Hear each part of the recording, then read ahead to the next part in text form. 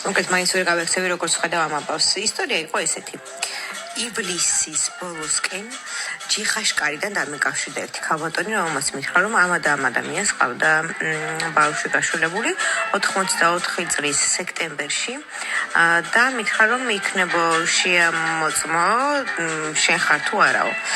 მოკლედ მაინც ყოველი შემთხვევისთვის ვნახეთ ყავდა თუ არა ამ ადამიანს ბავშვი, ანუ უფიქსირდებოდა თუ არა ბავშვი და ვნახეთ რომ არ უფიქსირდებოდა და როგორც კი დავხედე სახელსაგვარს ეგრევე ვთქვი რომ ეს არის შემშვებელი თქო იმ წამს ვთქვი რომ ეს არის შემშვებელი თქო მაგრამ რადგან ვერ პოულობდი ვერც Facebook-ზე ვერც სოციალურ ქსელში ვერსად ჯგუფში დავდე პოსტი და დავწერე რომ ვეძებდი ამ და ამ ადამიანს დავდე პოსტი წავედი ჩემს სილამაზე სალონში გუდუში სადაც უდავდება ხოლმე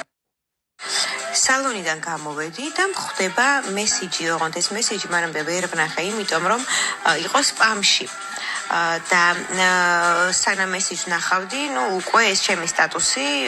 იყო ასე ვთქვათ გაზიარებული და ბევრმა ადამიანმა ნახა ვნახე მესიჯი და მესიჯში მწერდა ჩემი ბიძაშვილი რომ თამუნავ ძალიან ხო სტატუსიო წაშალეო მეო ვისაც ეძებო და დამიკავშირდიო სტატუსი წავშალე მაგრამ იყო უკვე გვიანი იმიტომ რომ ბევრს ქონდა უკვე ნანახი ეს სტატუსი დაუკავშირდი და ესე გავიგე ამ ადამიანის შესახებ გავიგე რომ ნათესავებმა იცოდნენ ბავშვის არსებობა თუმცა არ ეძებდნენ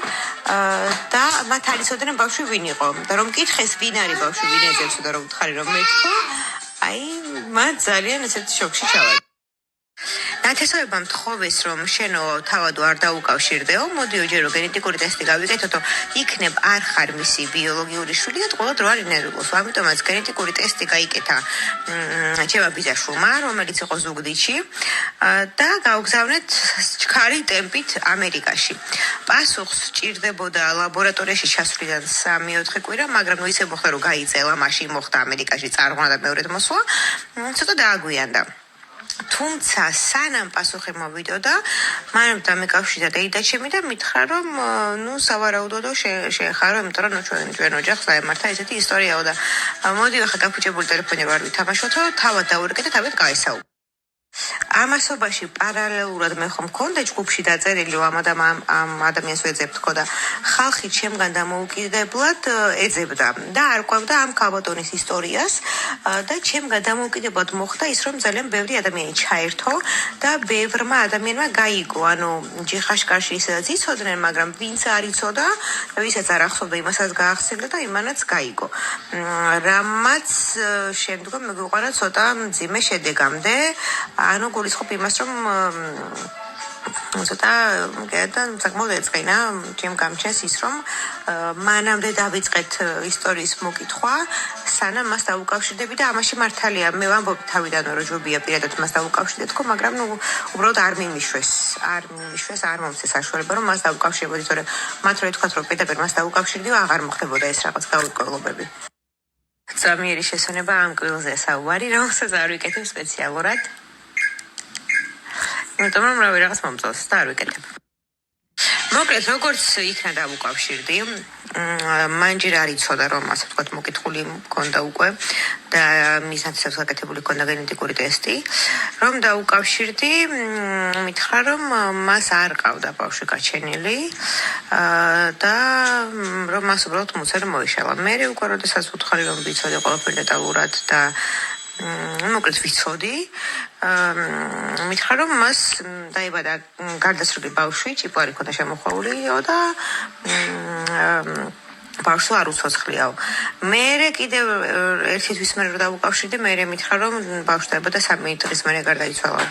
მე მითხრა რომ ბავშვი დაიბადა ინკუბატორში გადაიყვანესო მე მითხრა რომ ბავშვი დაიბადა და პრობლემური იყო და აპარატზე შეერთესო რომ მოკლედ სხვადასხვა ისტორია გავიგე პასუხი 3 კვირის მაგივრად მოვიდა ცოტა გვიან და ეხლა დავდებ ვიდეოს როგორ ვნახე პასუხი. იანთან დაიწერა რომ მე ვარ მისი ალალი დეიდაშვილი. ესე იგი ის ქალბატონი არის დედაჩემი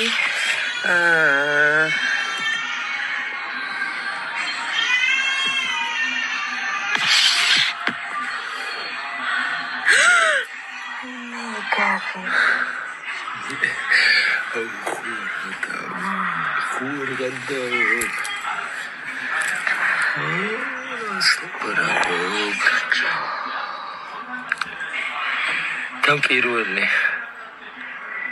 პირველი თაობის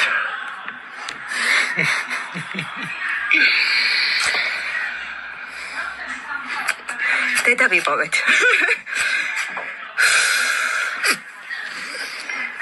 კაი დავრეკოთ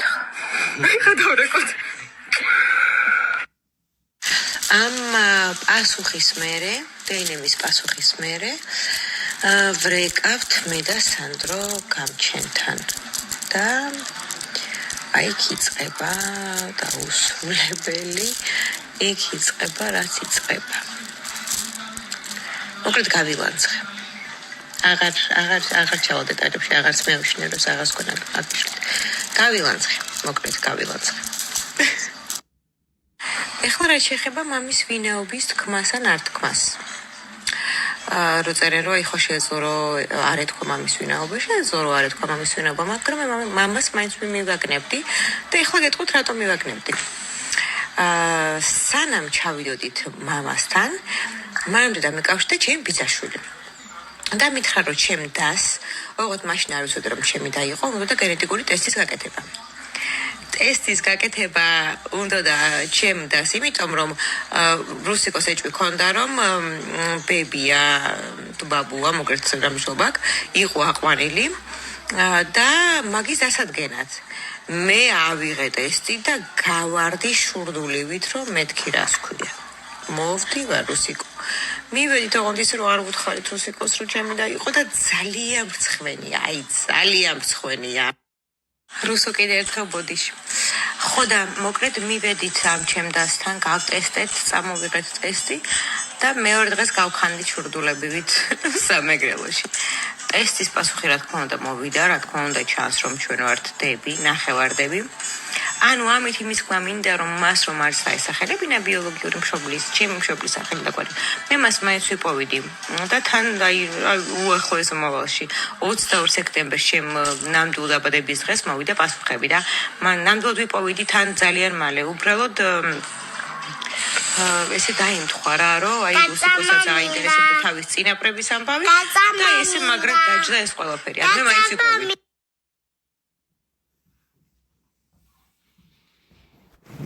კიდევ ერთხელ გავიმეორებ და ვიტყვი იმას რომ ეს არ ყოფილა სიყვარულის ისტორია ჩემ და სამწუხაროდ ეს არ ყოფილა რაღაც love story ეს არ ყოფილა რაღაც ისეთი ვნებების აფეთქება და აი მე ღმერთო არ ყოფილა უბრალოდ აი მოხდა ისე რომ აი just ერთჯერადად ორივე სურვილით თავისთავად და ნუ ესე რა როგორც ხდება ხოლმე ეს უეცრად ერთხელ მოხდა და რა მაგარი ვარ ასე ხართ რომ ერთხელ მოხდა და მაშინაც მე გავჩნდი ფსიქოლოგიურად ვარ კარგად